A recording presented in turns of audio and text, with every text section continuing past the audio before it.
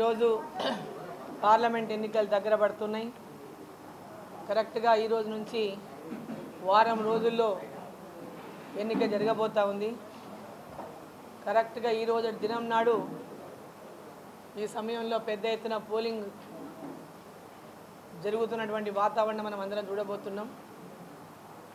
మరి ఈ సందర్భంలో అధికార పార్టీ ప్రజలకు ఎన్నికల సమయంలో ఇచ్చినటువంటి హామీల విషయంలో ఎక్కడ కూడా ప్రస్తావించకుండా వాటి గురించి మళ్ళీ ప్రజలను పదే పదే మోసం చేస్తూ మళ్ళీ కొత్త కొత్త మాటలు చెప్తూ ముందుకు పోతున్నటువంటి విషయాన్ని ఈరోజు ప్రజలందరూ కూడా గమనించాలని చెప్పి నేను కోరుతా ఉన్నా. నేను కొన్ని విషయాలు ఏదైతే ఎన్నికల ముందు ఉద్యోగస్తుల గురించి రేవంత్ రెడ్డి గారు కొన్ని మాటలు ఇచ్చిండ్రు. ఆ మాటల గురించి నేను ఈరోజు ముఖ్యమంత్రి గారిని ప్రశ్నిస్తున్నా. వాటి విషయంలో సమాధానం చెప్పాలని కూడా కోరుతున్నా. ఈరోజు మన ప్రాంతంలో ఉన్నటువంటి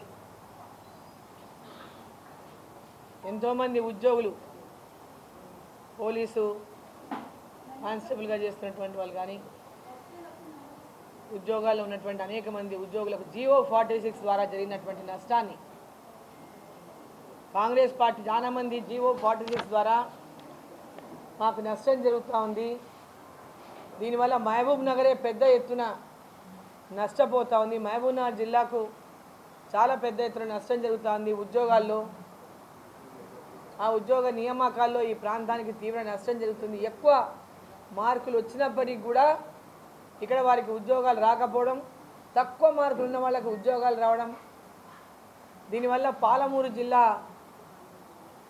యువత అంతా కూడా పెద్ద ఎత్తున నష్టపోతున్నటువంటి అంశాన్ని ఆ రోజు లేవదీస్తే GO46ని రద్దు చేస్తా అని చెప్పినటువంటి రేవంత్ రెడ్డి గారు, దీనివల్ల ముఖ్యంగా నష్టపోతున్నది మన గ్రామీణ ప్రాంతాలు ఉన్నటువంటి అభ్యర్థులు పెద్ద ఎత్తున నష్టపోతూ ఉన్నారు. మరి ఇది రేవంత్ రెడ్డి గారికి కనిపిస్తలేదా? దీని గురించి ఎలాంటి భరోసా ఇప్పటిదాకా వాళ్ళకు కల్పించలేనటువంటి పరిస్థితిని అందరూ గుర్తించాలని చెప్పి నేను కోరుతా ఉన్నా. ఇమ్మీడియట్గా ఈ GO46ను రద్దు చేసి రూరల్లో ఉన్నటువంటి అభ్యర్థులకు అందరికీ కూడా వెంబడే న్యాయం చేసే దిశగా ఈ యొక్క రాష్ట్ర ముఖ్యమంత్రి రేవంత్ రెడ్డి గారు చర్యలు తీసుకోవాలని చెప్పి ఈ సందర్భాన్ని నేను డిమాండ్ చేస్తూ ఉన్నా. అదేవిధంగా రాష్ట్రంలో దాదాపు 40,000 పైన టీచర్ పోస్టులు ఖాళీ ఉన్నాయి. వచ్చిన వెంబడే మెగా డిఎస్ వేసి మొత్తం నింపేస్తామన్నారు, టోటల్గా ఫుల్ఫిల్ చేస్తామని చెప్పారు. మరి ఇప్పటిదాకా కేవలం ఏదో నామమాత్రంగా కొన్ని పోస్టులు వేసి మేము ఉద్యోగాలు ఇచ్చామనేటటువంటి మాట మాట్లాడుతున్నటువంటి రేవంత్ రెడ్డి గారు 40,000 ఉద్యోగాల మాట ఏమైంది, 40,000 టీచర్ పోస్టుల ఉద్యోగం నింపే మాట ఏమైందని చెప్పి నేను ప్రశ్నిస్తూ ఉన్నా. దాని గురించి మీరు జవాబు చెప్పండి అని చెప్పి నేను కోరుతా ఉన్నా.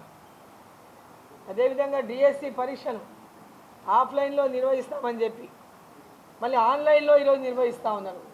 మరి ఎందుకు మీరు ఇచ్చిన మాట నిలబెట్టుకోవడం లేదని చెప్పి సందర్భాన్ని ప్రశ్నిస్తూ ఉన్నా.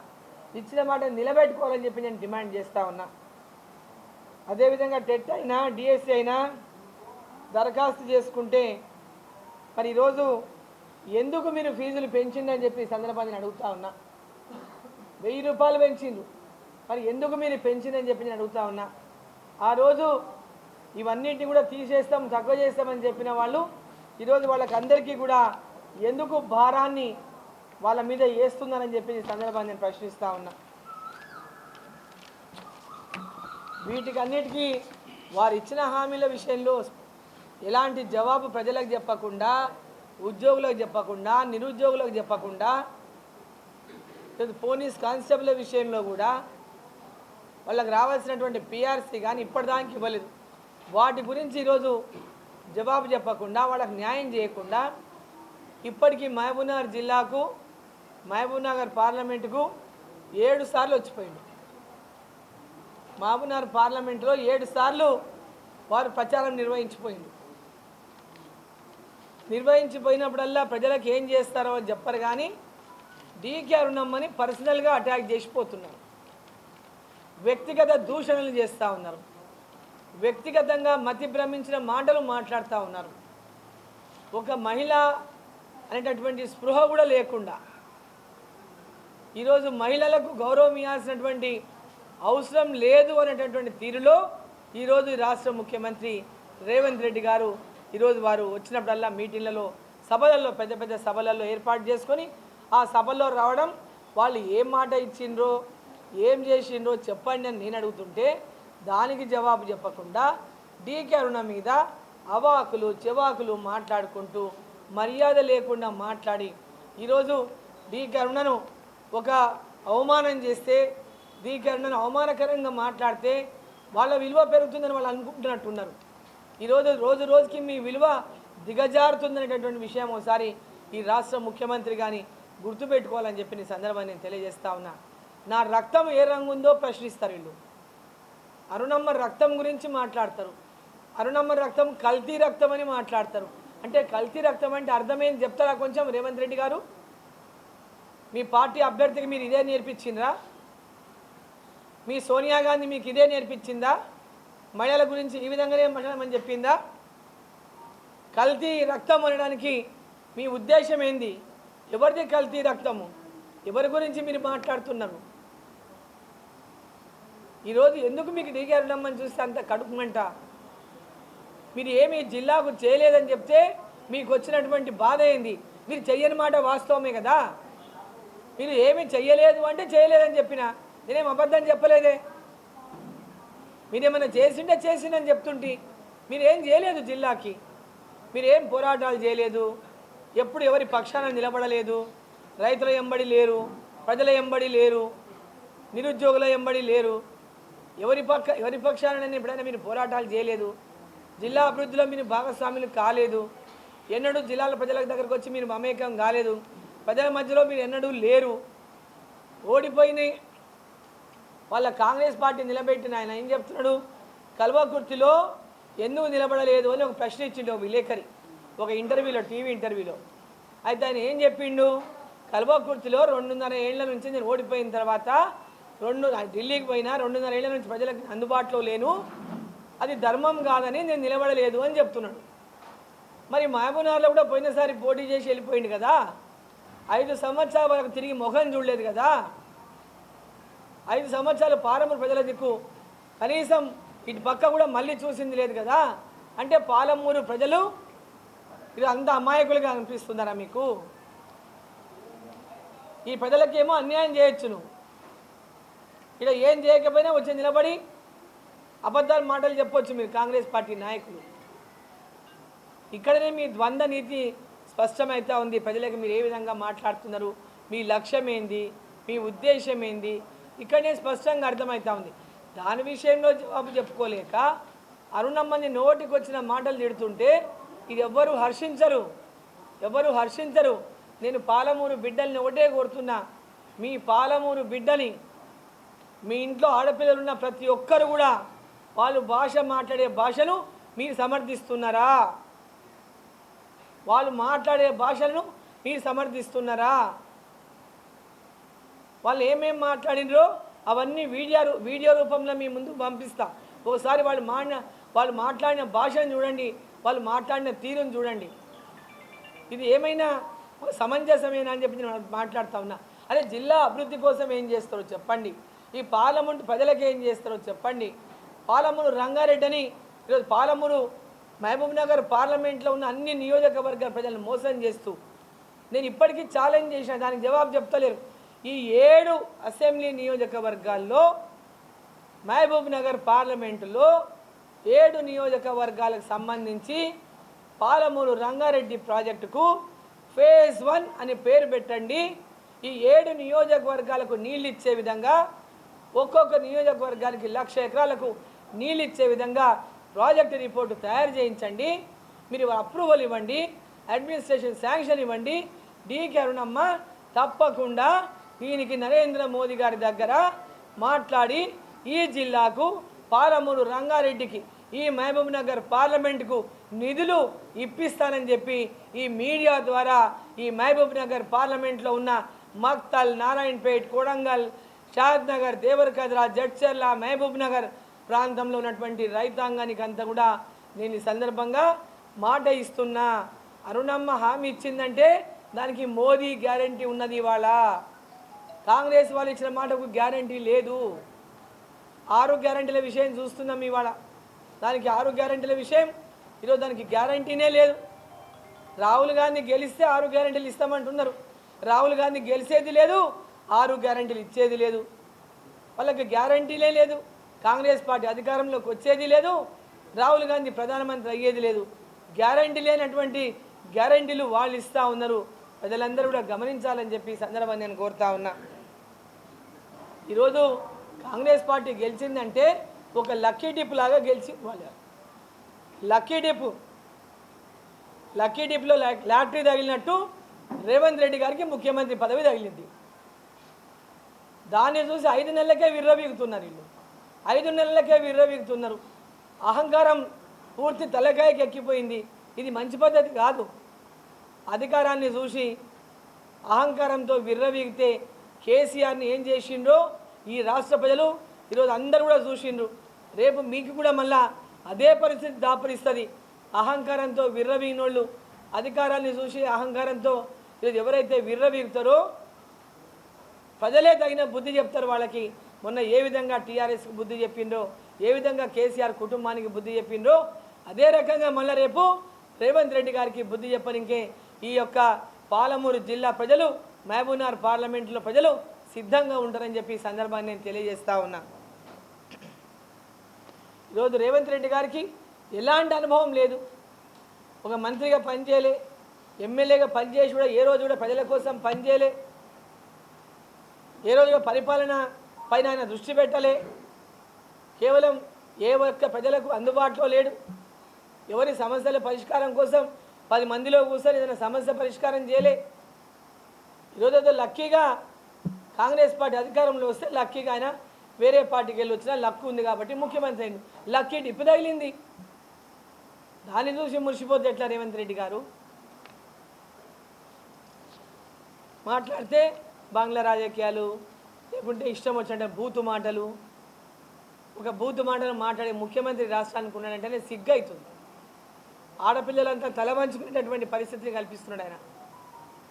డీకే అరుణమ్మకి మీరు ఎన్ని మాటలు అన్నా అది డీకే అరుణమ్మకి ఏ మాట తగలదు. డీకే అరుణమ్మ చాలా స్వచ్ఛమైన మనసుతో ప్రజలకు సేవ చేస్తున్నటువంటి నాయకురాలుగా ఈ జిల్లాలో గుర్తింపు పొందింది. ఈరోజు ప్రజల కోసం త్యాగం చేసినటువంటి కుటుంబంలోకి వెళ్ళి డీకే అరుణమ్మ వచ్చింది. స్వాతంత్ర పోరాటంలో మా తండ్రి మా మామ పాల్గొని జైలుకు పోయి వచ్చిండు.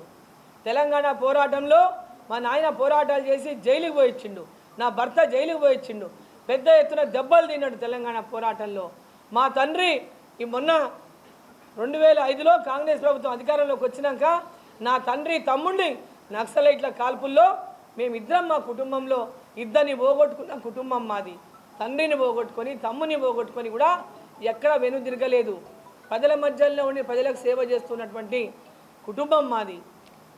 ఈరోజు 5 ఏళ్లలో 5,000 కోట్లు సంపాదించిన కుటుంబం కాదు, 60 ఏళ్ళు ఏలినా ప్రజల కోసం పనిచేస్తున్నటువంటి కుటుంబం, ప్రజాదరణను పొందినటువంటి కుటుంబం. ఈ యొక్క జిల్లా అభివృద్ధి కోసము, ఈ జిల్లా రైతాంగం కోసము, ఈ జిల్లా విద్యార్థుల కోసము, ఈ జిల్లా యొక్క మహిళల కోసము, రైతుల కోసము, అన్ని వర్గాల వాళ్ళు ఎస్సీ, ఎస్టీ, బీసీ, మైనారిటీ ప్రతి ఒక్కరు కూడా ఈరోజు అభివృద్ధిలోకి రావాలని, ఈ జిల్లాని అభివృద్ధి పదంలో నడపాలని నరేంద్ర మోదీ గారు ఈ దేశాన్ని ఏ లక్ష్యంతో అయితే వారు ఈ దేశాన్ని ప్రపంచ దేశంలోనే అభివృద్ధి చెందిన దేశంగా తీర్చిదిద్దాలని ప్రయత్నం చేస్తున్నారో అదేవిధంగా డీకే అరుణమ్మ కూడా ఈ ప్రాంతాన్ని అభివృద్ధి చెందినటువంటి ప్రాంతంగా తీర్చిదిద్దే విధంగా ఈరోజు డీకే అరుణమ్మ పనిచేస్తూ ఉంది. పేదవాళ్ళకు అండగా ఉండాలని పనిచేస్తూ ఉంది. నరేంద్ర మోదీ గారు ఇచ్చిన ప్రతి పథకాన్ని పేదలకు అందించాలని ఈరోజు పెద్ద ఎత్తున ప్రజల లోపల ఈరోజు ఆ విశ్వాసాన్ని చూరగొన్నది. అది ఓడ్చలేక మీరు మాట్లాడేటటువంటి మాటలన్నీ కూడా ఈరోజు పాలమూరు ప్రజలు గమనిస్తూ ఉన్నారని చెప్పి సందర్భాన్ని నేను తెలియజేస్తా ఉన్నా. ఈరోజు మహబూబ్ నగర్కి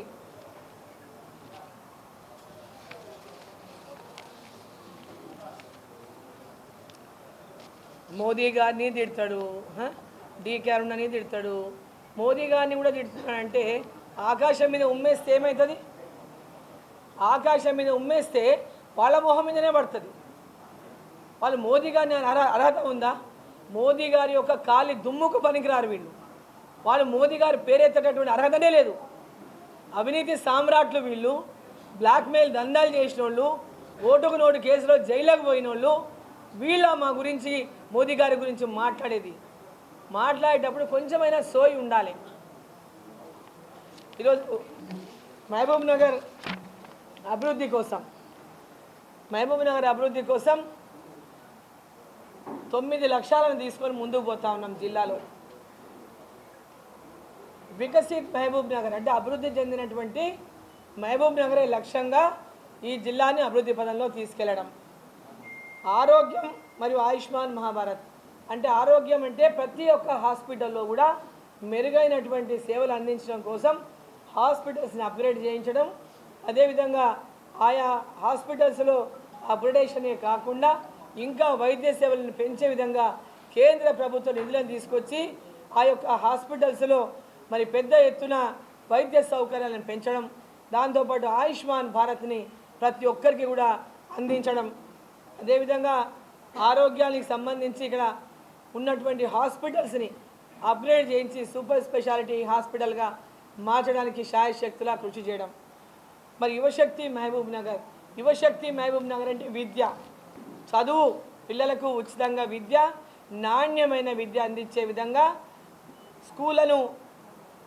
అన్ని స్కూళ్ళను కూడా అప్గ్రేడ్ చేయించడము, స్కూల్లో కూడా మంచి ఫెసిలిటీస్ అందించడము, మంచి నాణ్యమైన విద్యను అందించడము, దాంతోపాటు చదువుకున్న పిల్లలకు వొకేషనల్ కోర్సెస్ ఇప్పించడము, చదువుకున్న పిల్లలకు స్కిల్ డెవలప్మెంట్ ట్రైనింగ్లు ఇప్పించడము, అదేవిధంగా విద్యాపరంగా కూడా ఇక్కడ IIIT లేదా టెక్నికల్ ఎడ్యుకేషన్ సంబంధించి మరి విద్యా సంస్థలను తీసుకొచ్చే విధంగా మరి తప్పకుండా ప్రయత్నం చేస్తా అని చెప్పి తెలియజేస్తా ఉన్నా. అదేవిధంగా కేంద్రీయ విద్యాలయాల గురించి ఇక్కడ సైనిక్ స్కూల్ కానీ లేదా ఇంకొక కేంద్రీయ విద్యాలయం కానీ ఈ జిల్లాకు మహబూబ్ నగర్ పార్లమెంట్ సెగ్మెంట్లో ఎక్కడెక్కడైతే అవకాశం ఉందో అవకాశం ఉన్న చోటల్లో కూడా జిల్లాకు ఒక కేంద్రీయ విద్యాలయాన్ని స్థాపించే విధంగా తప్పకుండా నా శక్తి వంచన లేకుండా తీసుకొస్తానని చెప్పి సందర్భంగా తెలియజేస్తా ఉన్నాను. క్లీన్, గ్రీన్ అండ్ మరియు స్వచ్ఛ మహబూబ్ నగర్, ఈ యొక్క మహబూబ్ నగర్ని ప్రతి గ్రామం నుంచి మొదలుకొని పట్టణాల వరకు పరిశుభ్రమైనటువంటి వాతావరణంలో ప్రతి ఒక్కరికి టాయిలెట్స్, ఇంకా ఎవరైనా మిగిలిన వారికి కూడా టాయిలెట్స్ నిర్మాణం కానీ, ఎక్కడైనా మున్సిపాలిటీస్లో ఎక్కడైనా టాయిలెట్స్ ఇంకా చేయాల్సినటువంటి అవకాశం ఉన్న చోట అక్కడ కూడా టాయిలెట్స్ నిర్మాణం చేయించడం, అదేవిధంగా అంటే పెద్ద ఎత్తున ప్రకృతికి సంబంధించి పార్కులు కానీ అదేవిధంగా ప్లాంటేషన్ కానీ పెద్ద ఎత్తున చేయించి ఈ మహబూబ్ నగర్ని సుందరంగా తీర్చిదిద్దే విధంగా చేస్తామని చెప్పి సందర్భంగా తెలియజేస్తా ఉన్నా. మరి మేక్ ఇన్ మహబూబ్ నగర్, నరేంద్ర మోదీ గారు మేక్ ఇన్ ఇండియా, ప్రతి ఒక్క వస్తువు మన దేశంలో తయారు చేయించి మన యువత ద్వారా ఈ యొక్క గుండు సూది దగ్గర నుంచి ఈరోజు విదేశాల నుంచి దిగుమతి చేసుకుంటున్నాం. అట్లాంటిది ఈ భారతదేశంలో ప్రతి వస్తువు మన యువత తయారు చేసేటటువంటి కెపాసిటీ ఉంది, కేపబిలిటీ ఉంది, ఆ టాలెంట్ ఉంది. ఆ యువత టాలెంట్ని అందరినీ కూడా ఉపయోగించుకొని గ్రామీణ ప్రాంతాల్లో ఉన్నటువంటి యువతకు ఉపాధి కల్పించే విధంగా జిల్లాల వారీగా, నియోజకవర్గాల వారీగా అక్కడ ఉన్నటువంటి రీసోర్సెస్ వారీగా వాళ్ళకు ఉపాధి అవకాశాలు కల్పించే విధంగా మరి మేక్ ఇన్ ఇండియా మాదిరిగానే మేక్ ఇన్ మహబూబ్ నగర్ లాగా పేరు తీసుకొచ్చే విధంగా పనిచేస్తా అని చెప్పిన ఈ సందర్భంగా నేను తెలియజేస్తా ఉన్నా. డిజిటల్ మహబూబ్ నగర్, ఆధ్యాత్మిక మహబూబ్ నగర్, అదేవిధంగా చేనేత, అదేవిధంగా ఈరోజు పెద్ద ఎత్తున జిల్లాలో ఉన్నటువంటి చేనేత కార్మికులు కానీ, జిల్లాలో ఉన్నటువంటి ఇతర టాలెంటెడ్ ఉన్నటువంటి అనేక మన సంస్కృతి దేవాలయాలు కానీ ఇక్కడ, అదేవిధంగా డిజిటల్ మహబూబ్ నగర్ కోసం కానీ టెంపుల్స్ అన్నిటి కూడా ఆధునీకరించడం విషయంలో కానీ ఈ జిల్లాలో ఉన్నటువంటి ప్రతి ఒక్క ట్రైన్ మార్గాలు, రైలు మార్గాలు డబ్లింగ్ విషయంలో ఏదైతే పెండింగ్గా పూర్తి కావాల్సిందో వాటి తొందరగా పూర్తి చేయించే విషయంలో కానీ ఈ రైల్వే స్టేషన్లన్నీ కూడా ఇవాళ నూతనంగా అంటే మోడర్నైజేషన్ కోసం నిధులు ఆల్రెడీ కేటాయించున్నాయి. వాటిని త్వరగా పూర్తి చేసి ప్రజలకు అందుబాటులోకి తీసుకొస్తాం. అదేవిధంగా నూతన లైన్లు కృష్ణా వికారాబాద్ లైన్ని తొందరగా పూర్తి చేసి ఇప్పటికే నిధులు కేటాయించినారు, సర్వే కూడా ప్రారంభమైంది. వాటిని త్వరగా పూర్తి చేసి ఈ జిల్లాలో ప్రజానీకానికి వాటిని అందుబాటులోకి తీసుకొస్తామని చెప్పి సందర్భాన్ని తెలియజేస్తా ఉన్నా.